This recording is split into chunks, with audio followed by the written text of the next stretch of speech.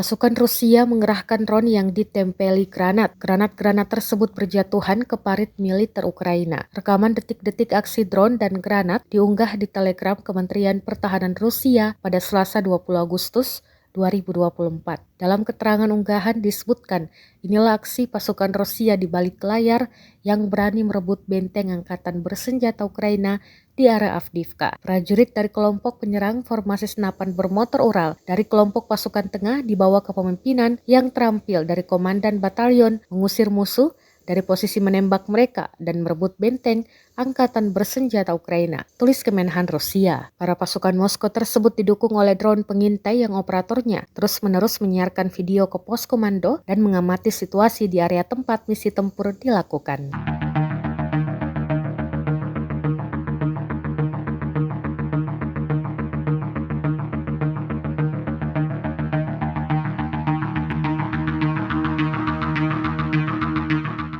Download Tribun X sekarang, menghadirkan lokal menjadi Indonesia.